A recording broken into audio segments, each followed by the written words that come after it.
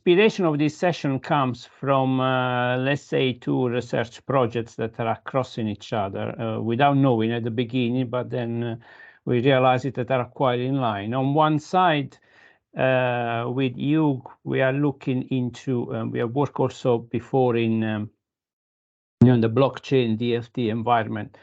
We are looking at implication of the history of computing in today's evolution of computing.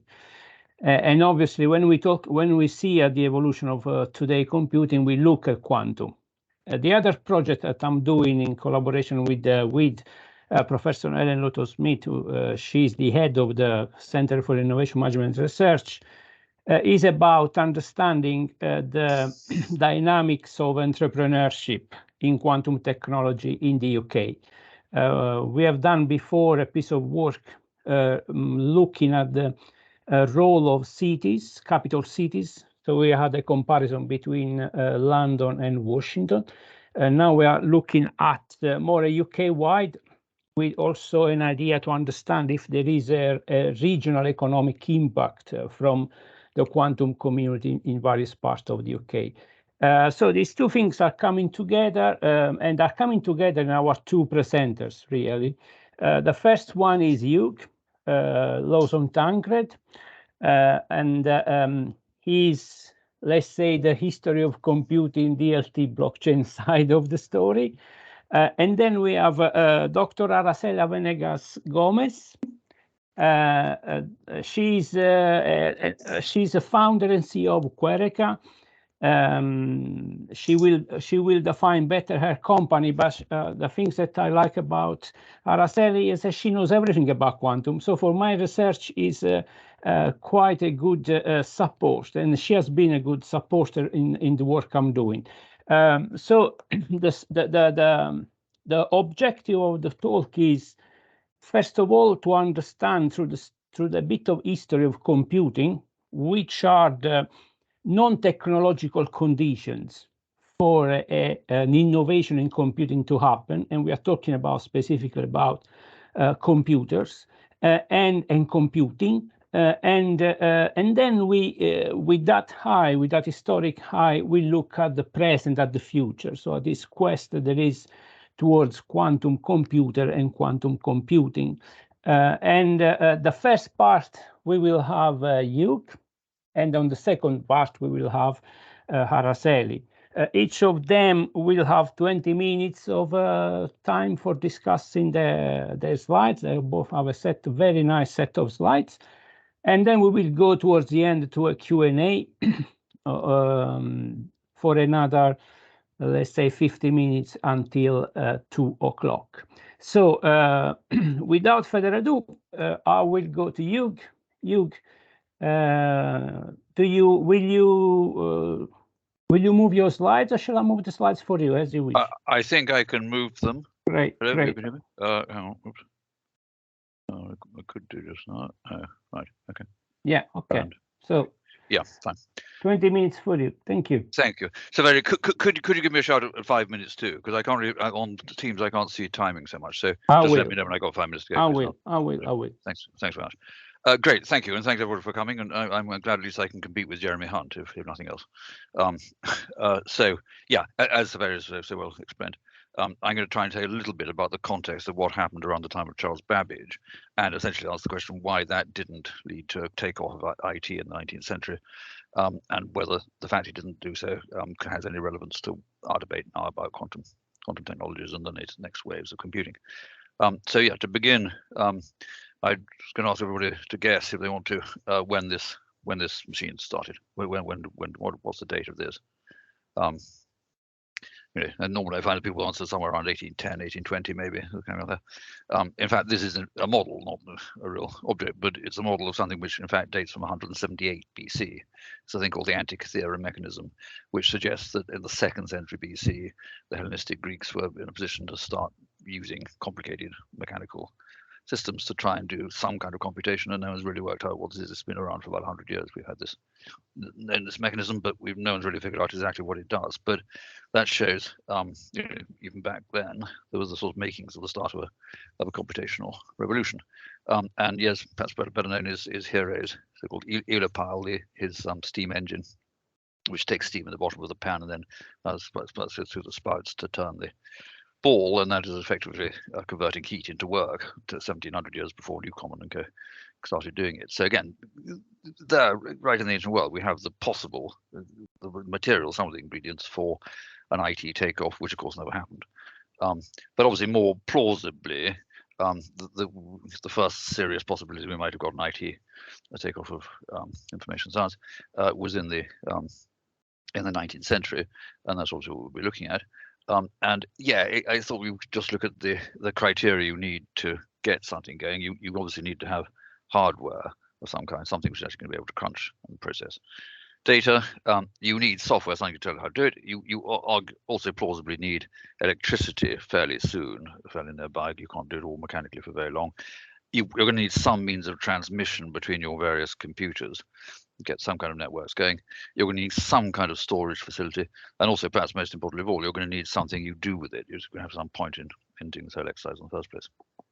Now, by the start of the 19th century, I would submit that all those things are more or less getting together. We've got a situation where these are all fairly well advanced and fairly well developed, but nonetheless, there still wasn't a takeoff, and the question therefore is why wasn't there? So obviously, starting with hardware, the French really have the lead on this in the 18th century. There's various ingenious forms of mechanical development proceeding. The most famous name is that of Jacques de Vaucanson, and here are two of his objects. The first on the left is a mechanical duck, a digesting duck, which would actually digest pellets and you digest them in the end. And then next to it is his, in fact, first version of a mechanical loom. And weaving plays a very important role in this story, because that weaving, in fact, was in many ways the key French industrial activity as the British industrialized with Cohen's team. So the French, even then, were concentrating more on higher end goods and luxury goods, and particularly very elaborate weaving, particularly centered on the city of Lyon. Weaving was a highly complicated business which required the integration of the warp, the cross thread into the weft, the longitudinal thread, which was a very elaborate process which required a human being to put it in and out of the right places. That's the sort of thing which could be systematically replaced. And Vaucanson himself in the 1740s had the idea of trying to do so by this device here with a kind of metal drum, which you could see on it has small spokes which effectively contain the digital information. But that doesn't really work very well for a start. You have to have a new metal drum for each new pattern, and also it's not a very as you can see, the machinery is not really capable of sustaining it. So the breakthrough in trying to use a digital approach to weaving, to automating weaving, really came with this guy Joseph Marie Jacquard, the Jacquard loom, by 1804 in the Napoleon era. He has actually developed a system which will effectively produce a very elaborate silken products at a rate 24 times faster than doing it manually, so that you could produce 2 or 3 feet of silk per day instead of only a few inches beforehand by doing it by human force. And in fact, the image on the left is a picture of Jacquard himself, and that looks like an engraving, but actually it is an engraving of an original silk work. This was produced in silk by Jacquard, illustrating how extraordinarily rich his tool was. And the reason why he was able to produce such elaborate patterns was because he, for the first time, used what we see on the right, which are essentially punch cards. He would have a device in which the information was fed into the bobbin working across the loom by these series of holes in the cards. So the rod would go through the hole, and if it went through the hole, then the lever would work and the thread would be lifted. If it didn't, it wouldn't, and that would enable you to weave the pattern together. And that was really a crucial idea. This idea of storing digital information in this usable form was a breakthrough that Jacquard made, and has a key role in the story. So that's going on in about 1804. Then still during the revolutionary phase, I mean, one of the things, of course, the French Revolution did was undoubtedly bring a huge innovation towards metrology and general measuring stuff. They produced this attempt to measure time, to rationalize the measurement of time, which is one of the comical effects of these names of months, but is much more effective in terms of the measurement of space. And of course, it's given us still the SI unit system, which we now have. The point of measuring space was largely to do things like allocate to achieve a cadastre, a land register, for the first time systematically in France. And also, of course, the measurement was also crucial for the exercise of navigation. At this stage, still telling your longitude by observing the stars. So you need to know their precise position. So basically, you, in both land management and in navigation, and of course in many other areas of trade and business, you needed to have be able to perform calculations of various kinds. And one has to remember, this is an area where there's an age when there is in fact no pocket calculators. There's no way of systematically doing a calculation, and whence it was an age of tables. The crucial tool was the table. So if you wanted to know, say you had to buy, you had to staff a group of people, you needed 79 meat dishes, each costing £3.50. How much you're going to have to spend? You know, we can always now do that all very easily, but that wasn't so easy back then, and so you would use a table to find the number. You'd simply look up the number of things you wanted under the column, the appropriate column, you'd find it. Of course, this was happening in a much more sophisticated, elaborate way with astronomical and land and navigation tables. So the French Revolution was very favourable to this, and Napoleon also drove this forward. And so this guy Gaspard de Prony introduced a huge system of producing tables on a completely unprecedented scale. And there's an example there of the sort of what his tables look like. His approach was very interesting because he was motivated by his reading of Adam Smith to think that it's crucial to divide the labor. So he had a very hierarchical approach. He would have the overall strategy run by mathematicians, distinguished French mathematicians of the time. Then that is the next layer below them, there will be planners who apply individual parts of the process. And then there'll be at the bottom level, there'll be the computers, so-called the people who simply do the calculations. And the computer's task was in a sense the interface with the statistics, because they would use what came to be known as the method of differences. If you want to do a table of times 3.5, so the two ways of doing it, you can either calculate each number separately by multiplication, or you can simply add the difference between each number.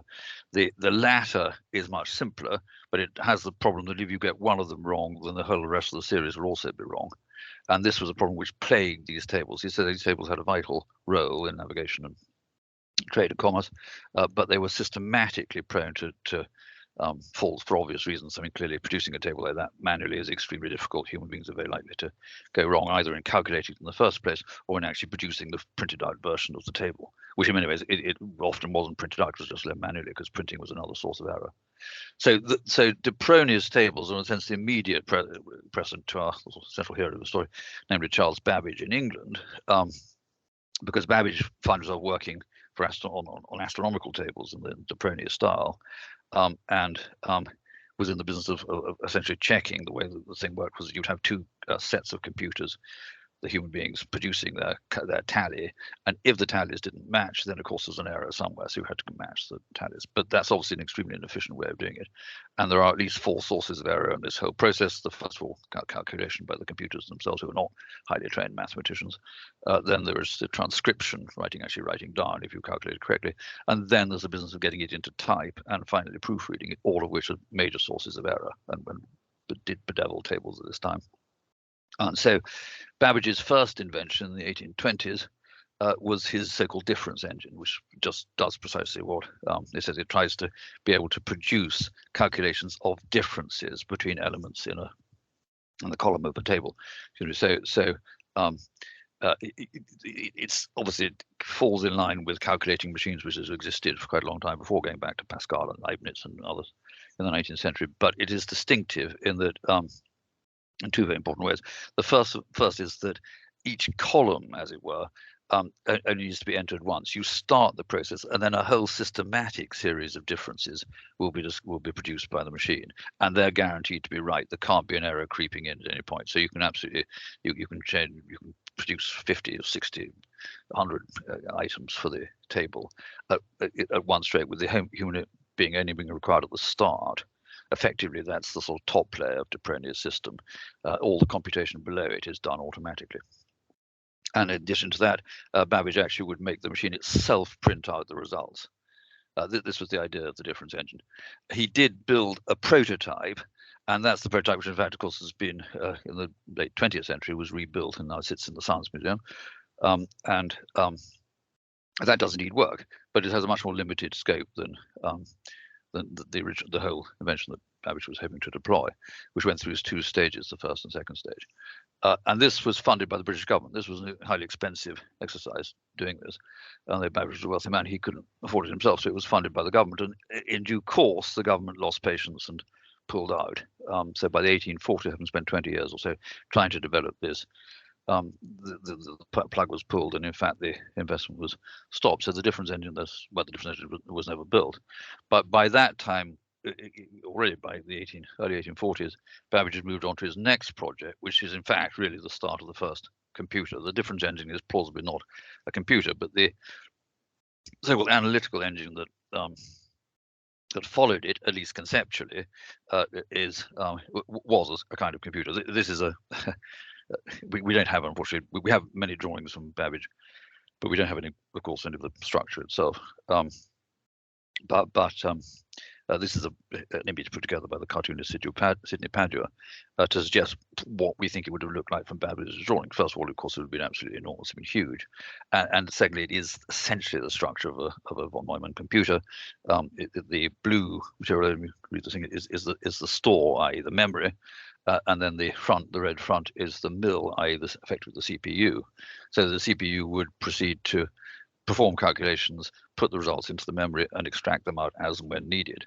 And therefore, it would need a program to follow.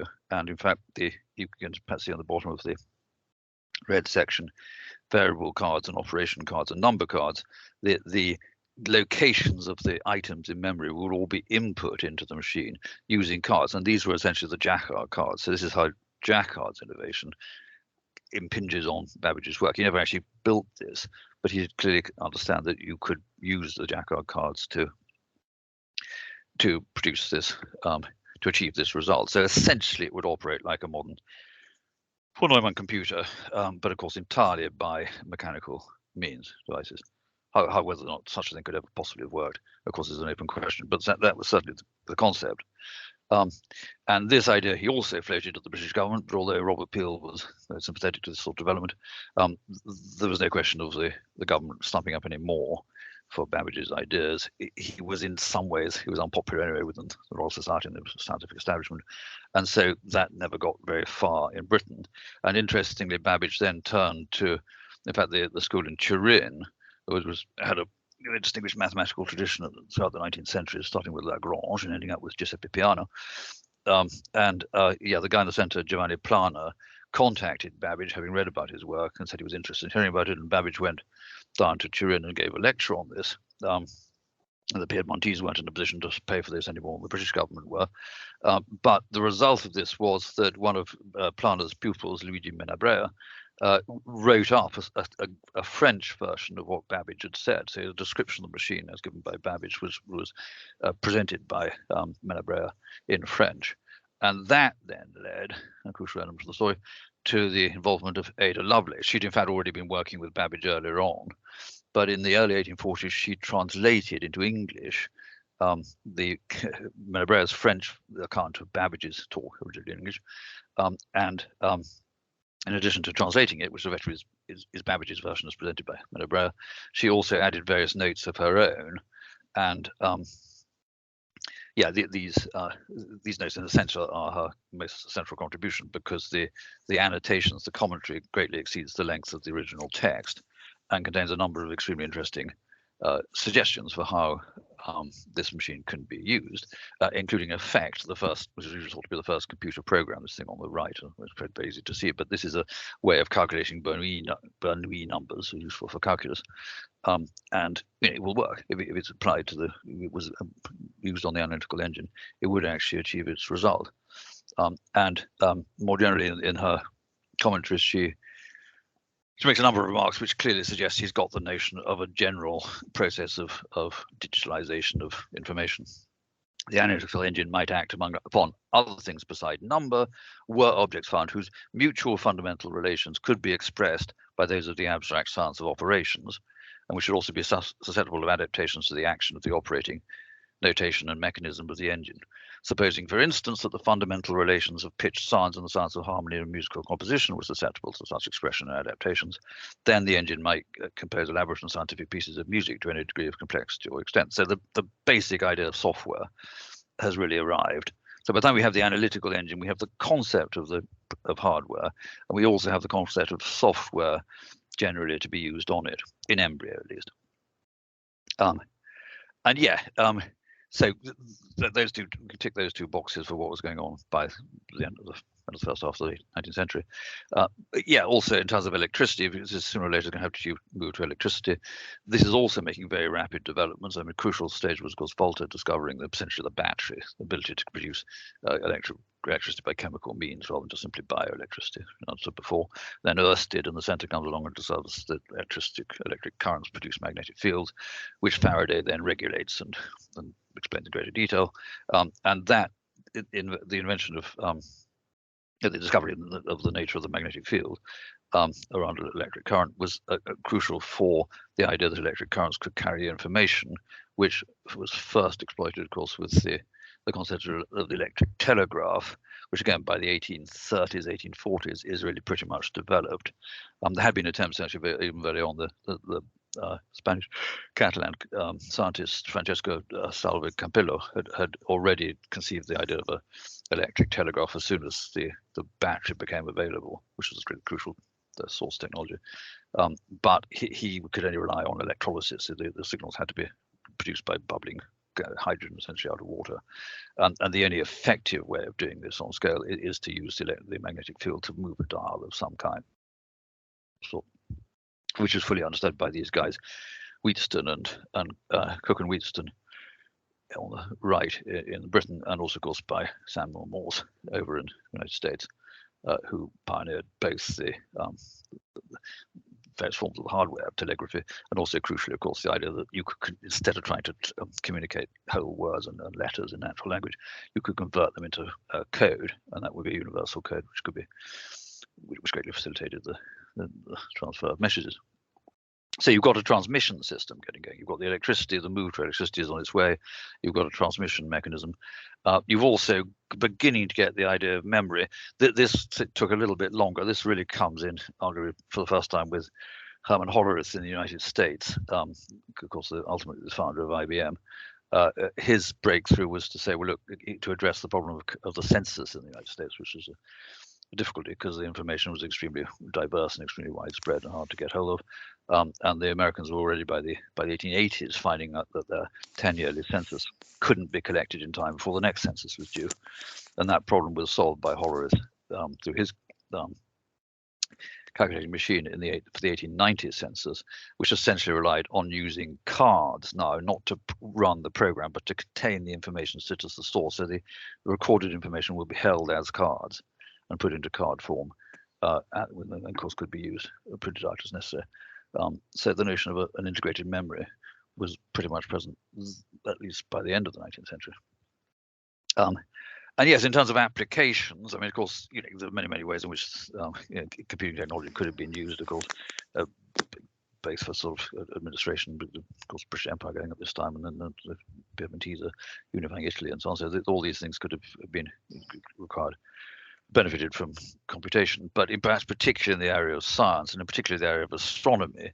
I mean, a major instance in the 1840s was the discovery of the planet Neptune, the eighth planet from the sun. The seventh planet Uranus had been discovered in this late 18th century, and in 1780. And by the 1840s, it had almost completed its first orbit since being discovered, but the orbit wasn't where it should be. There was something perturbing it. So there was a race on to determine what was causing the orbit of Uranus to be out of sync, out of true. This became effectively a race between these two guys on the left, between Urbain Le Verrier in France and John Couch Adams in Cambridge in England. It was won by the Frenchman, by Le Verrier, who sent his results to Johann Gottfried Galle in Germany, who that very evening then used them to point his telescope at the right part of the sky, and indeed discovered the planet Neptune, to amazement. It was a huge sensation that this had been discovered by calculation in advance rather simply by observation. And now that exercise would have been, the calculations took the two mathematicians 2 or 3 years to perform. Now they were racing against each other. Obviously, having had something like the analytical engine, they'd have presumably been able to do it. They'd have speeded themselves up. So one could see how there was an obvious demand for this sort of technology, and yet there was no takeoff. But by the middle of the 19th century, we already have a climate highly favourable to innovation. Albert's in Britain, the Great Exhibition over on the right, two quite readable books, Tom Standage and Ian Rees-Morris, accounting for the Victorians' idea of the essentially new idea of technical progress, which had really been about in the previous centuries.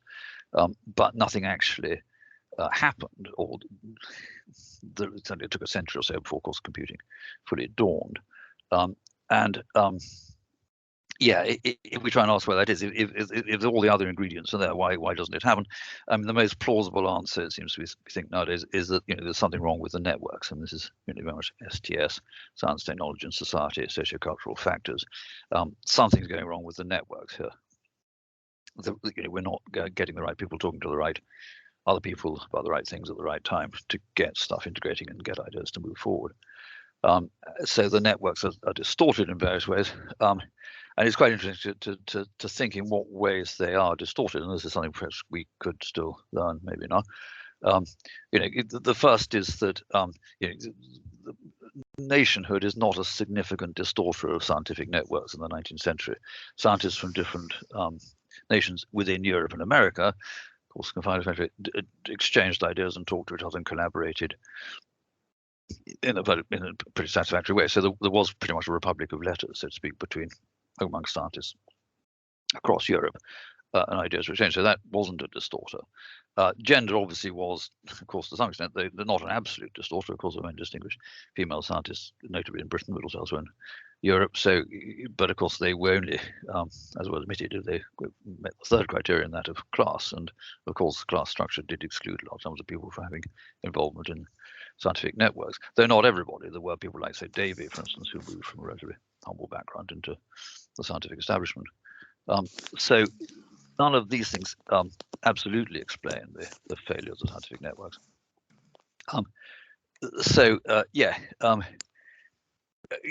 Perhaps one way of looking at it is to think in terms of the approaches that Sandy Pentland pioneers in his book Social Physics.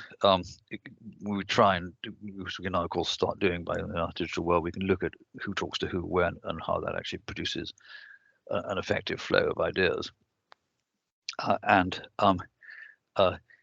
If we look back in the past, I think that we can, in many areas, and particularly here in the 19th century, we can begin to see how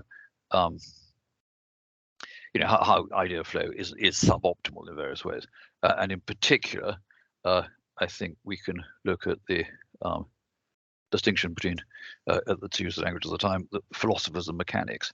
There was a kind of ideological distinction between those who essentially were mathematicians or possibly observers of the world, and those who produce things which could be used to do science with. And both were there were two rival elites who frequently fell out and didn't happily coexist. Babbage himself fell out, in fact, with his instrument mater Clement. But the most spectacular example of this was this guy, Sir James South, a friend of Babbage, a founder of the Royal Astronomical Society, and his telescope maker Troughton, which in fact ended up at court, was South refused to pay for Troughton's instrument. Troughton sued him and won, whereupon South. Yes, sorry. Yep. I think you have 2 minutes left. Yeah, fair enough. I will try and wrap up as quickly as I can. Sorry, I'm rambling through. But anyway, that was a spectacular example of quite illustrative example. It's also true that there weren't, as there are now, framework institutions for knocking scientific heads together and achieving stuff. The Royal Society was, of course, the crucial British scientific institution, which was dominated for 40 years, from 1780 to 1820, by Sir Joseph Banks, who was very much a philosopher, not a mechanic. And in fact, Birkbeck himself, of course, was founded in 1823, and there was very much a debate going on about whether it should just be an institution for mechanics, as the original name suggested, or whether it should be more general. liberal educational establishment, and that was Birkbeck himself, his view. This is all documented in Joanna Burke's magisterial history of the college. I commend to everybody. And yeah, and of course later on now in the 20th century we have organised science, which didn't occur then. And yeah, just to refer back to Pentland, to sum this up perhaps, we refer to Pentland does an experiment with the trading platform eToro, which is distinctive in that traders can communicate with each other, they can send each other, and they can indeed follow each other. And he has an example of the best strategy of your trader on eToro. You don't want to be completely isolated over on the left, otherwise you won't get to pick up any good ideas or anything. But nor do you want to be in an echo chamber as on the right, where you simply follow everybody and just do what everybody says. You want to pick and choose and have a variety of sources of information, and you're in the middle, the highest, most successful part of the curve. And the problem I'd submit of the in the 19th century was that the philosophers anyway tended to group towards the echo chamber area, and so there's a lesson to be drawn from this. It is that we want to avoid echo chambers of specialist departmental groups within essentially multidisciplinary integrated studies, as happened both in the 19th century and I think still applies in our age now, in the age of quantum. Yes, sorry, okay, probably too much to try and get through in the available time, but thank you. Thank you, Hugh. Araceli, maybe we can go for your session, and then toward the end we have some conclusion and some questions. Sure, no problem. Let me share the slides.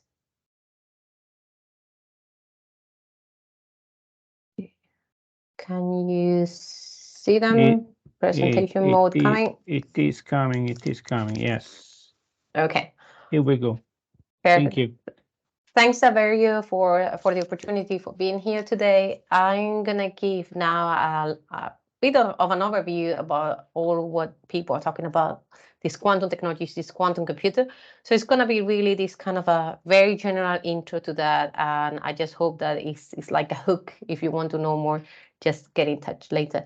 Thanks, Hugh, for the overview. A lot of things that I didn't know about history of computation. So a lot of things happened to arrive to where we are today, indeed. Probably you have heard about this hype cycle from Gartner, where they put all kind of emerging technologies in this cycle, and they say, well, all these emerging technologies will go through this cycle at least once, which means that people start talking about these technologies. There is this kind of motivation, innovation trigger they call, that people get really like interest and they want to be part of it. And as far as I have understood, AI, or artificial intelligence, has gone through this cycle at least 4 times in history. So when people think that robots are going to be around the corner, but they were not coming. So then what happened is that you kind of lose, or you get disappointed, right? You lose your illusion, and it's what people call it sometimes the winter.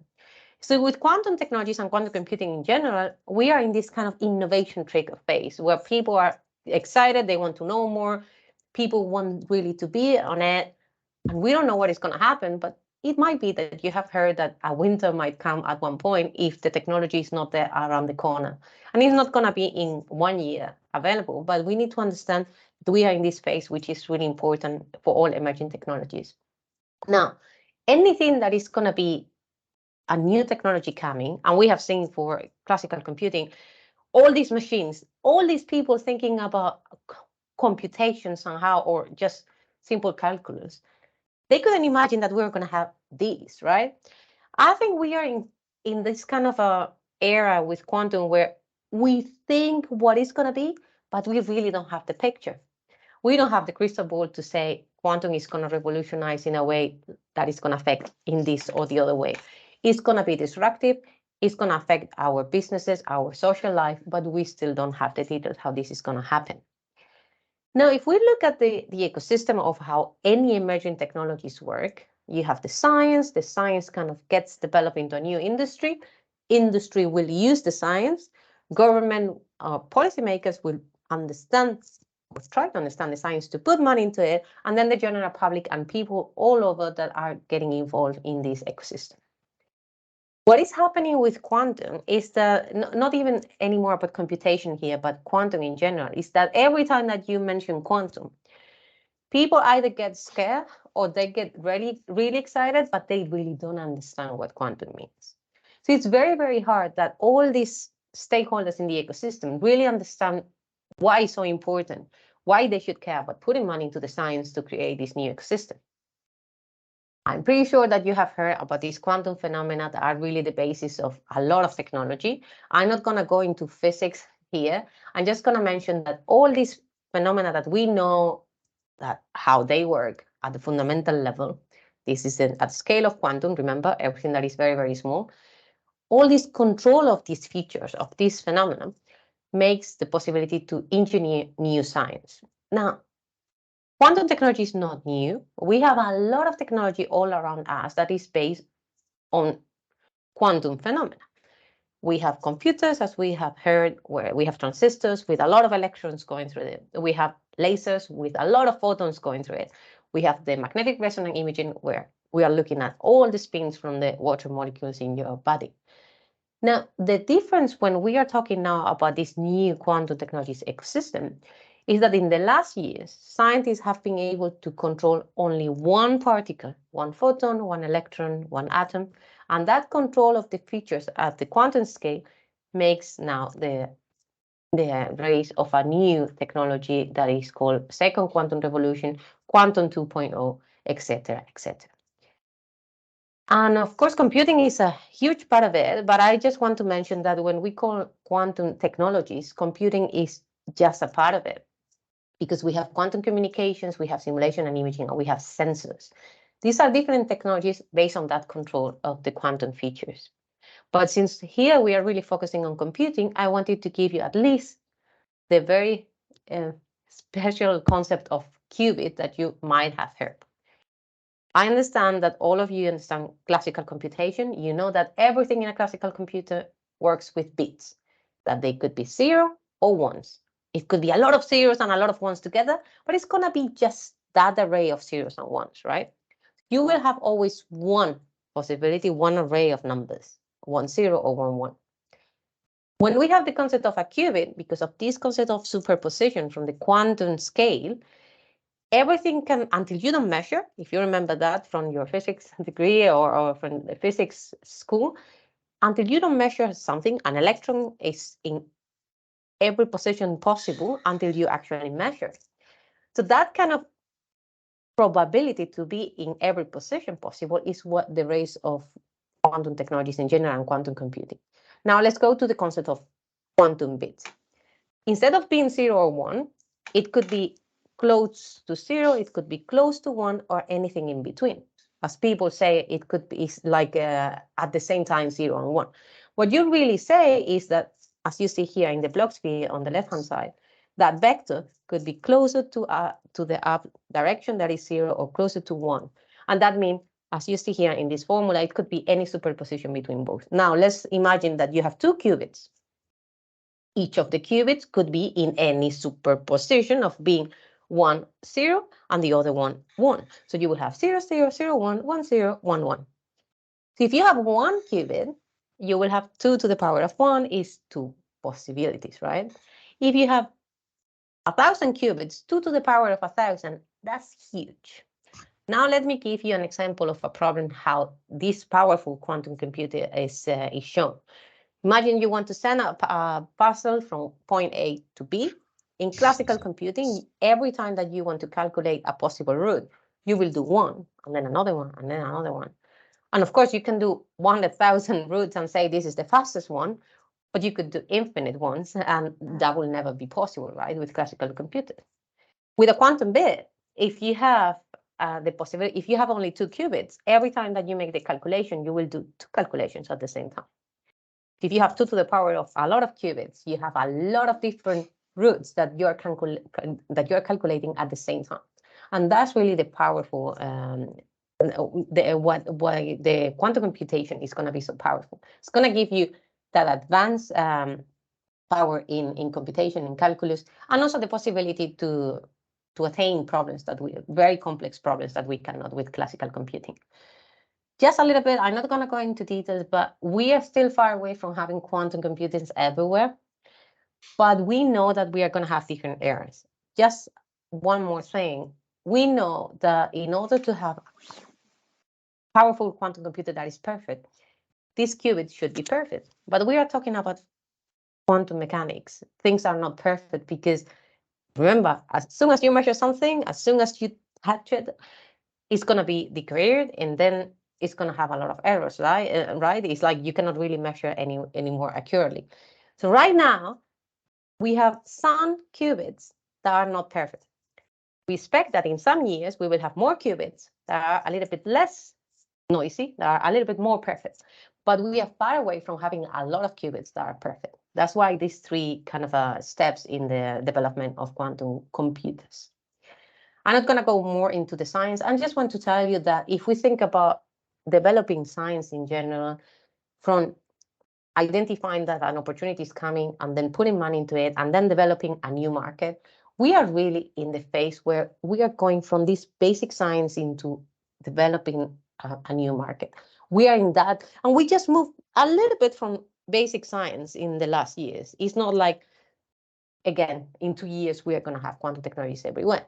But remember, quantum technologies are different technologies, and we have sensors now that you can buy. There are some components that you can buy, but a quantum computer is not going to be available in the very short time frame. Very, very fast, a little bit of history. More than 10, 15 years ago, still at fundamental science level in Canada and Singapore, they created their first quantum technologies research centers. Also a little bit part of ICFO in Spain, where they focus on photonics, but then they started as well with quantum technologies. And then the first kind of real national program saying from the public government, public funding is going to go into a national program for quantum technologies. That was the United Kingdom in 2013, 2014.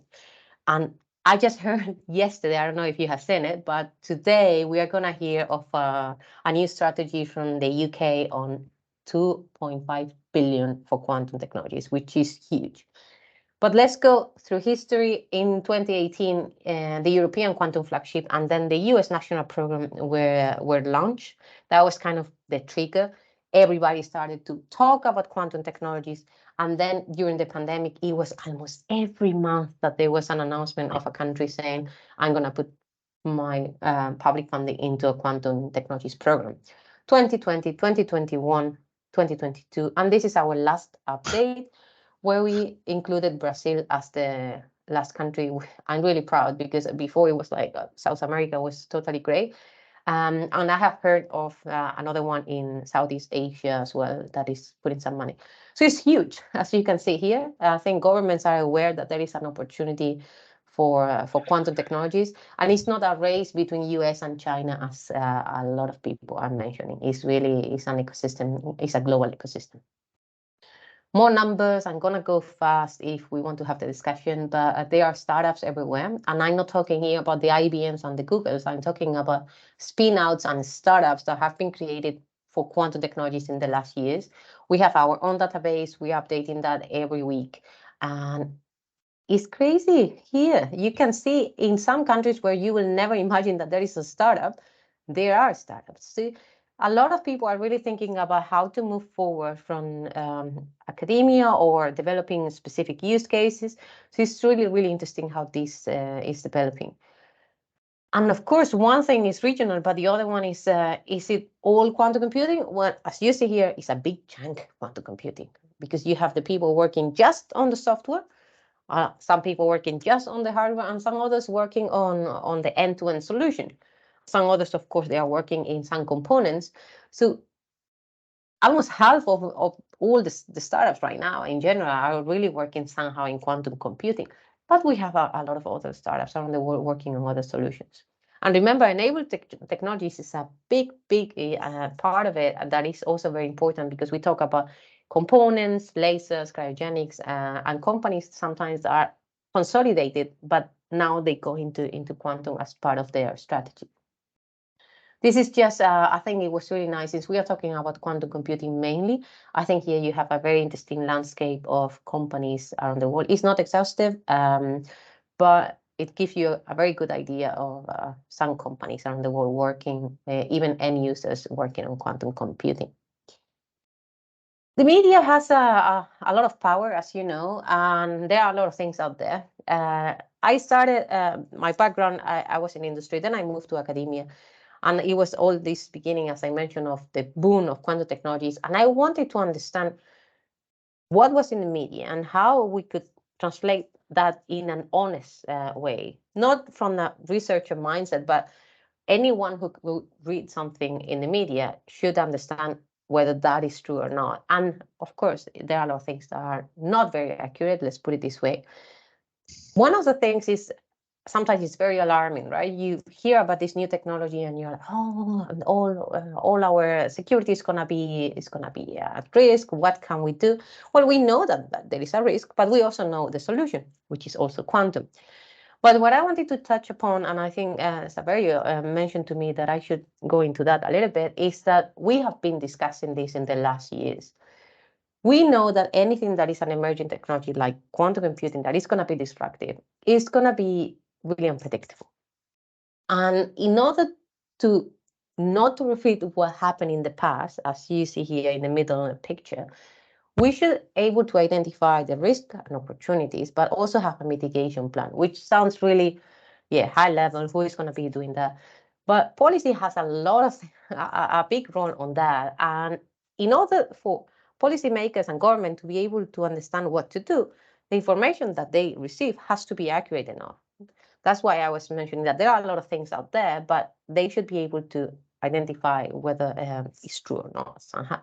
And of course, the implications of this technology is going to be even enhanced because another technologies like AI and some others are going to be put together, or they're going to be part of a new ecosystem that is going to revolutionize our lives. So any risk that is coming from AI could be exacerbated by using quantum computing. What are the risks? One of the questions that a lot of people ask, what if just one country ends up with a quantum computer? Who is going to use it? What if just one country has the power to secure data and all the others are at risk? What if it's used by the military in a way that we don't want? All these things, of course, are things that could happen. And the only way that we could try to mitigate this is talking to each other, trying to work together and working with governments and policymakers at very early stages like we are now. But again, the biggest threat is the unknown because we have no idea what is going to happen. It might be that quantum computer is done in 10 years, something is happening at a very fundamental level, and then we don't know. It's going to be very, very exciting. And just to give you an idea of what we have been doing since 2018, there were some white papers about quantum computing ethics. Since 2019, it was part of panels in different conferences around the world. In 2020, there was this very nice video from the Quantum Daily about quantum ethics. And since the end of 2020 throughout 2021, with the World Economic Forum, we were working on these quantum computing principles. That is the ethical principles that ideally we want them to go to governments and implement, similar to what happened to AI, nanotechnology, and biotech. So try to mitigate anything that could happen. So just before end up, I'm just checking the time. I just want to tell you what is my role in all this here. Again, it was important for me that all of these stakeholders understand what quantum means. And what QURECA does is really bridge this language gap from academia to industry to government to the general public. And even what I'm doing today is bringing this kind of very general overview about quantum technologies to you. We have educational resources from online courses to specific programs, to depending on the audience, depending on the business sector, from high schools to upskilling professionals. We organize events, again, depending on these gray regions. For example, Quantum Latino for Latin America was really successful, and we have the 3rd edition this year. The workforce is a big topic and that everyone is talking about, and we organize these career events and try to bring together people looking for jobs and companies looking for people. And we are part of different collaborations and projects around the world. And one question that a lot of people are coming and say, how do I get started? I just want to understand a little bit more. I just want to play with lasers, understand a little bit what I could do with a qubit. Here in this paper, you have the reference at the bottom. We kind of put together all what we know about. That is about online courses. It could be very fundamental, very technical, or very general. No formulas, like very introductory courses, workshops, hackathons, events. A lot of general resources out there. As I said, even video games, if you fancy to like quantum chess. So there are a lot of things out there to get started with quantum, but I'm happy to tell you more if you're interested. I think that's all what I wanted to talk about today. Thank you. Thank you, Araceli. Thank you so much. Thank you, Hugh. We have a bit of minutes for questions. I don't want to. I mean, I have many questions, but I can always ask.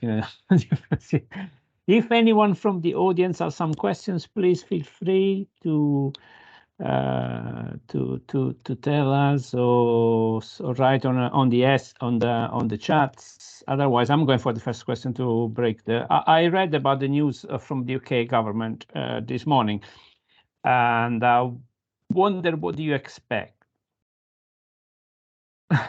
Or what I expect, or what I want, or what I have heard, because I'm hearing a lot of things from different. I mean, what do you want? We had this discussion before about because you said the movement from science to the development, and we had this discussion before in my research that probably the investment into commercialization is not enough.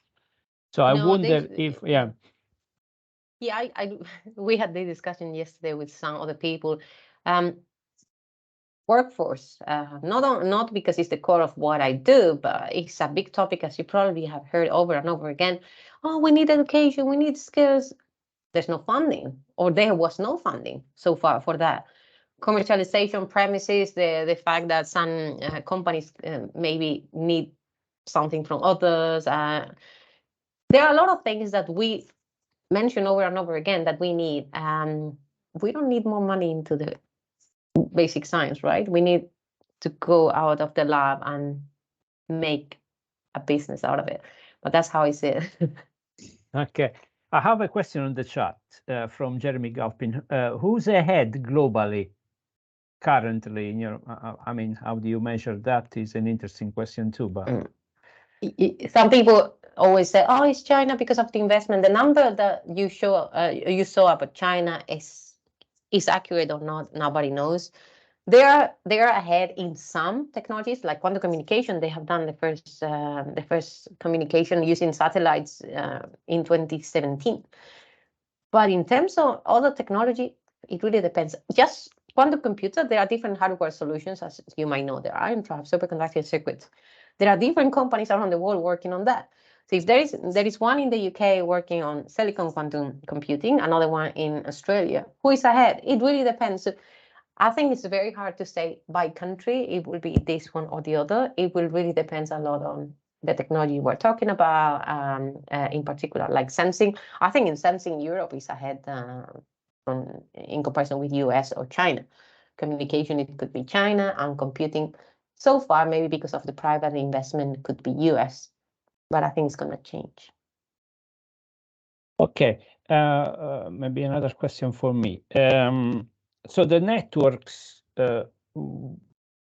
networking was an interesting aspect for Babbage. The fact that he went down to Turin and he created a sort of innovation network without knowing.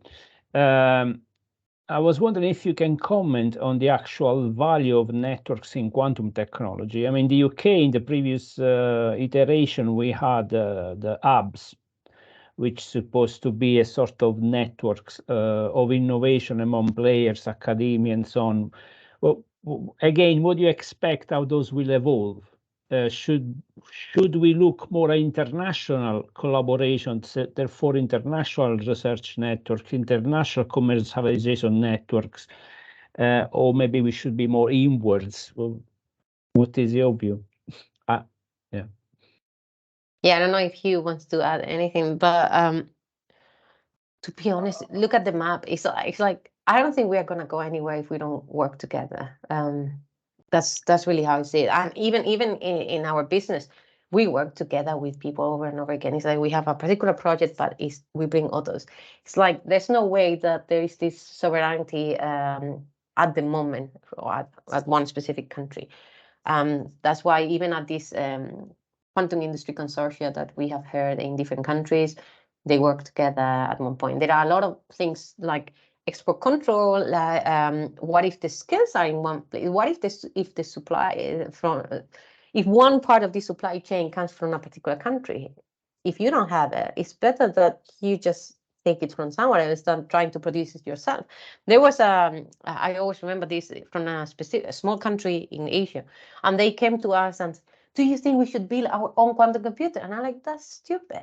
There are a lot of people doing that already. You're never gonna use it for, it's not gonna be ready anytime soon. If you start now from zero. So there are a lot of things like that. That's how I say it. It has to be working together.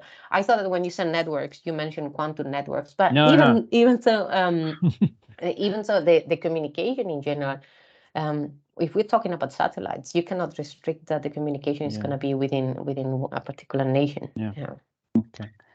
I have two questions. Yeah, go. Yeah, completely abroad. What Araceli just said then, absolutely, and that's the lesson from both sides of this talk. I mean, the upshot is that the UK should join Horizon as soon as possible, and there should be a European concerted effort to do this, obviously. But yeah, please, sorry. I have 3 questions on the chat. Let me start in order.